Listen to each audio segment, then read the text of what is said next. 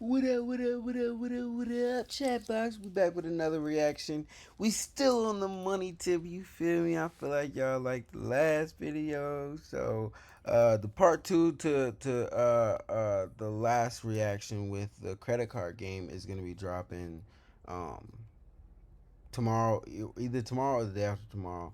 I forgot which one I scheduled it on, but it's already scheduled for the drop. So you'll get a notification when it drops as soon as you hit that bell icon right down below. But we finna get into it. This right here is some financial advisors reacting to some like bad financial stories on Reddit, and like I listen, they already had a whole bunch of people go through some stuff on Reddit. You feel me? So like I figure that means I don't gotta go and find all the bad financial stories on Reddit. So we finna see what these folks is talking about, and see if we could chime in. I am a financial behavioral specialist. That means really I just know a lot about money. You could kind of think of it as like a financial coach, but I teach a lot about how to grow and build wealth. Basically, that's what I do. I'm also a forex trader, and if you want to learn anything about that, you can slide over to the playlist, "How to Trade Forex Like a Boss" series, and then you'll get all the tools you need for that. Without further ado, let's get into it.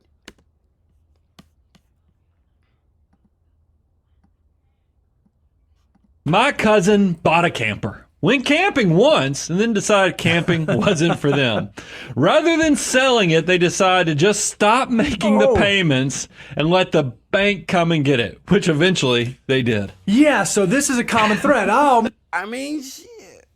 Like, that's a way to do it. That's definitely a way to do it. But the bad thing is, like, now your credit bombed. You feel me? You just bombed your credit for what? Like, man, I bought this thing. I don't want this thing anymore. You know what? If I don't want it, I'm just gonna stop paying for it, and they'll come get it. Brian, why might that may not have been the most advantageous strategy? Well, when you make consumption decisions that are especially leveraged consumption decisions, you're not only making a decision for something that's a hobby that this person didn't even at least go field try and see if they liked doing this as a hobby before they went and financially committed themselves. Wild. You also screw up your credit. Yep. Now it's probably going to impact the next time they need to buy a car, when they try to go refinance a house or buy a house. Here's the best option. Go find a friend that is Hold on, like if y'all saw the last reaction for the credit card game, you would have seen, like, I had to stop talk about it a little bit, but like these companies that you go to look for, you're trying to get a car, you're trying to buy a house, you're trying to get a credit card, whatever. They look at all the other shit on your credit. You feel me? They look at everything else on your credit too. You feel me? So you just delinquent as hell. Like you just said, okay, I don't want to pay for it no more. All right, come get it. So that puts in the mind of all the other lenders, well, why would he pay us back? He ain't pay them back. You feel me? And you know, as you saw from the last reaction, they is definitely watching from all the angles in your life. made a horrible financial decision of like buying an RV, bought a lake house, owns a boat. Go hang out with them and use their bad financial decision. All right, that's the better way to do this. Let's check out this next one. All right, here we go, Brian. My aunt took me to a car dealership when I was looking to buy my own first car. I was looking at the clunkers I could afford, but she said I should be looking at the new cars. She said the total price doesn't matter because you only make monthly payments. Are we sure this aunt didn't actually work for the dealership? Was she the car salesman? Was she I'm the one saying. sitting there getting the commission on the sale? Because Don't I worry feel about like the when you're doing price. You gotta worry any about the financial monthly or payments. automobile What? transaction, it's the whole Wile E. Coyote. They're over there trying to put pond straw on the financial trap to see if you'll spring it. And the first trap you'll It's fall like, and it's wild because your family told you something like that. Like, what? Get up out of it. into is I say, hey, you know, what can you afford on each month? That is the wrong decision. That's getting you to focus on the cash cash flow of what the payment is. You need to be thinking about what is the obligation that you're signing on for. We like 23.8, Yep. 20% down. Don't finance longer than 3 years. That will keep you from letting your eyes and your desires and your ego exceed what your wallet and purse can afford. And then make sure those payments don't exceed 8% of your income. Here's the big thing, Bo, is that most cars now are financed between 70 and 72 months, and they are focusing only on the payments. It's a complete disaster. That's exactly right. People will say, oh, you can afford anything if you just afford it 1 month at a time. We would argue it is really, really easy to go broke if you're focusing on doing it 1 month at a time. This is Exactly. horrible advice, and I hope if your aunt is watching this video, she feels a little guilty for giving you such bad advice. Auntie, you need to stop it with that bullshit now. Don't make more money.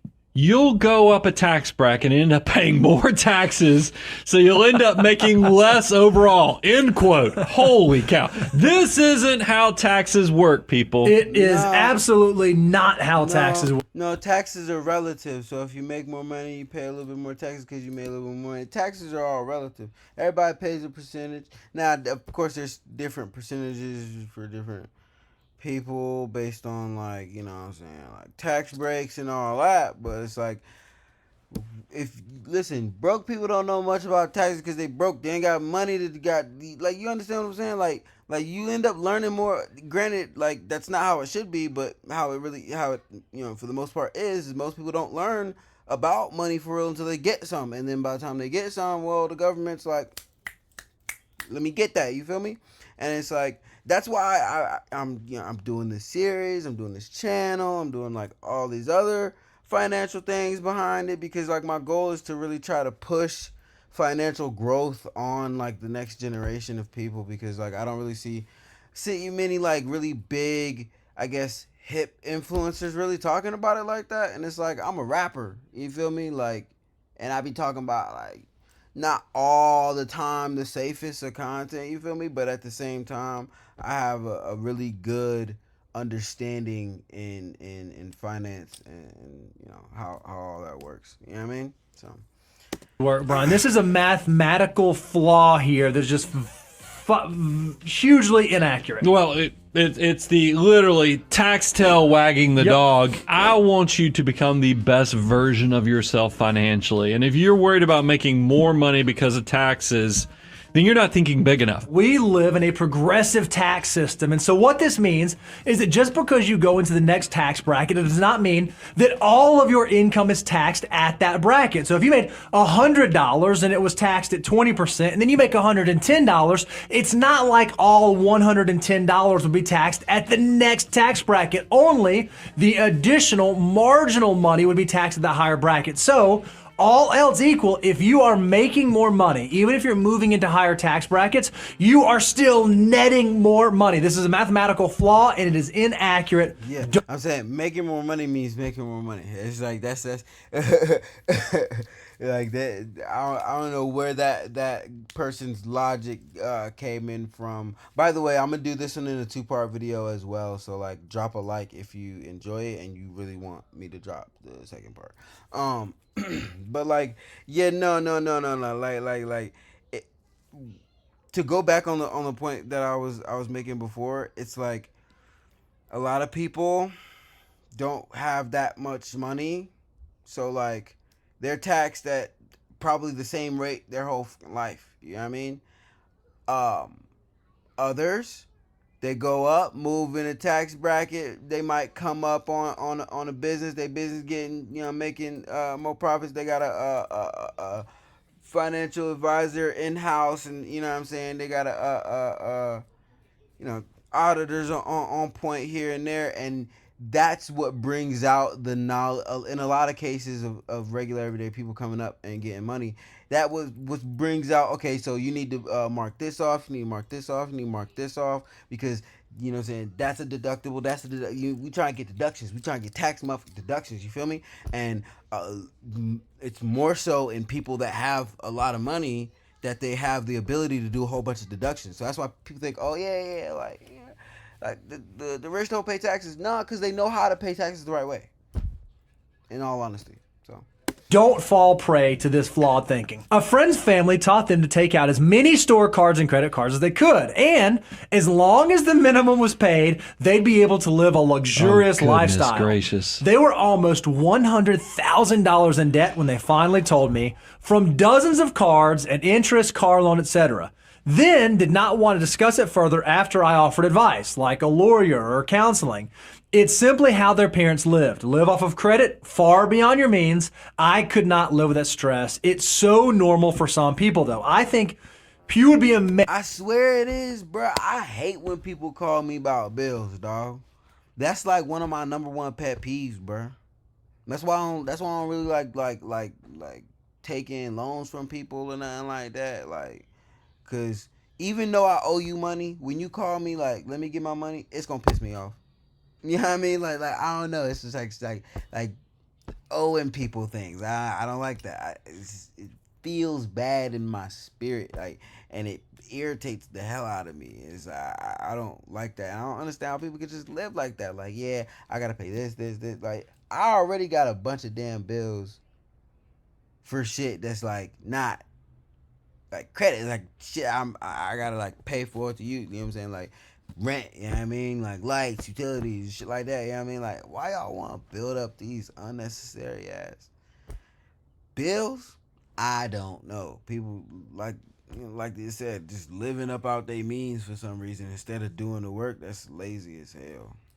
Amazed if you could actually see the balance sheets of your friends and your neighbors and your colleagues at how many Americans are living paycheck to paycheck and are literally up to their eyeballs in debt. It is so much better to be 90%. wealthy than to look rich. That number is 90%. No. Yeah, 90% of Americans right now couldn't pull out $1,000 for an emergency. True fact. Yep. And I feel like in our consumption society where you can afford anything you want if you can afford the monthly payments, this is the message that is pounded out there. Guys, it's just not healthy. If you think that the stress of being on this hamster wheel of life and this rat race is going to be better by the more you buy and consume and the stuff you have, you've lost the plot. Yep. I mean, the bigger part is understanding what makes you tick, what brings you happiness. Do more of that, but don't let somebody put these false lifestyle decisions in you where you're keeping up with the Joneses to the point that you build up stress, anxiety, and all these things that are pulling at your back pocket and just taking away every little ounce of happiness that you could have in your life. Be a financial mutant, live on less than you make, focus on discipline, letting your money work, and having the time to grow into something really beautiful. That's what a financial Make your money work for you. That's the pull out. That's the big takeaway. Make your money work for you, y'all. Like you gotta realize all these people getting all this money, doing all that, like all that on Instagram, that you seeing. It's cause they money is doing stuff when they not looking. Yeah, feel me? Like I got money moving right now.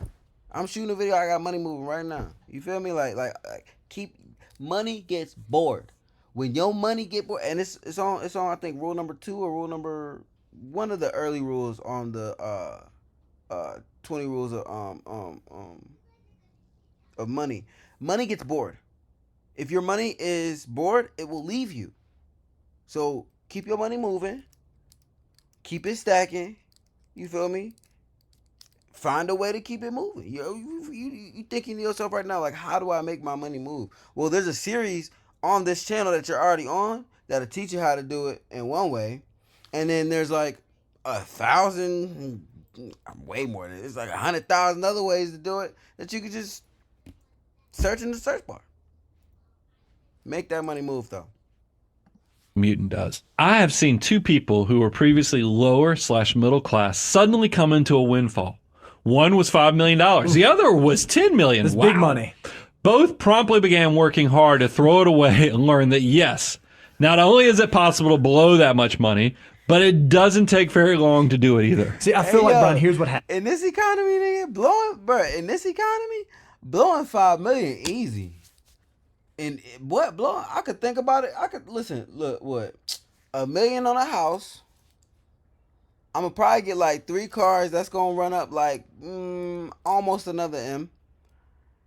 I'm not saying like me personally. This is not what I would do if I got $5 million off the whip. But I'm saying like your regular everyday average person. And then they gonna go hit the mall, get some shoes, shirts, do all of that, yada yada.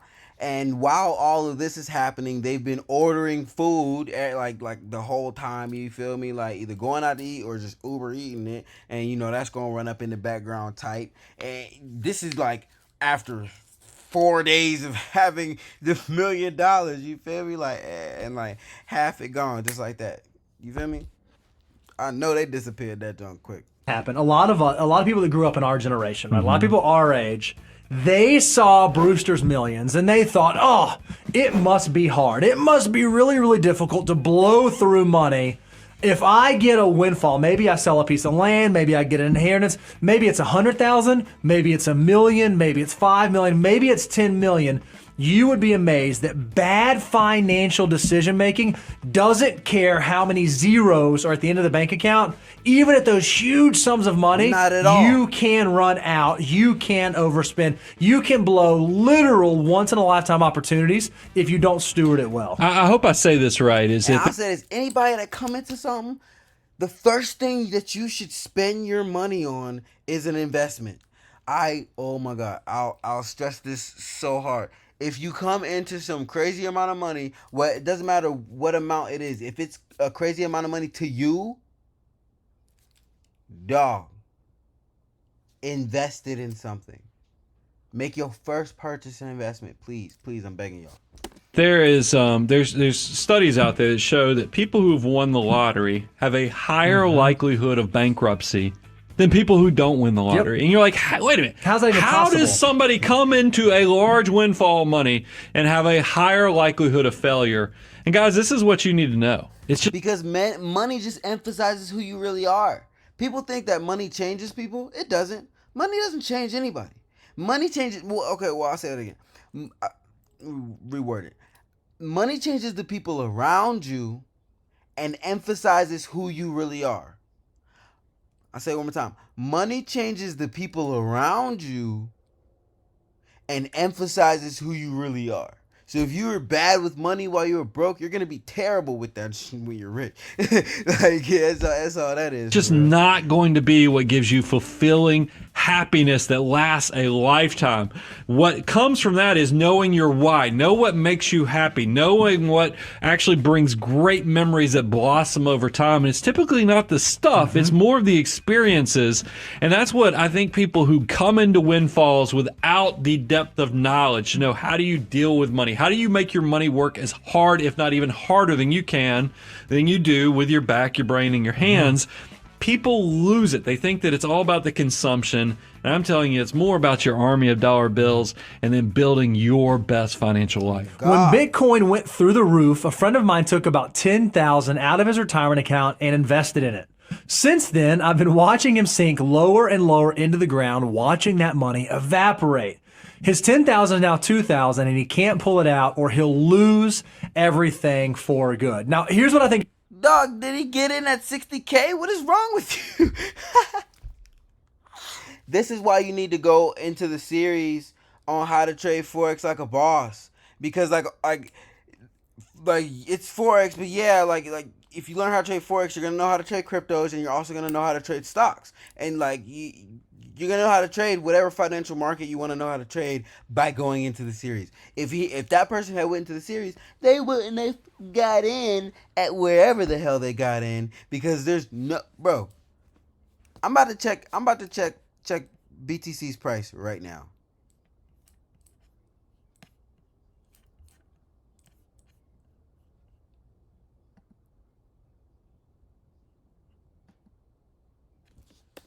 BTC USD.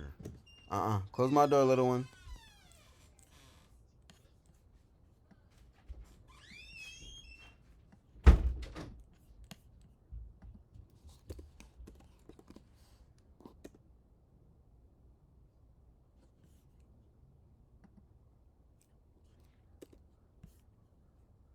Why am I being so slow?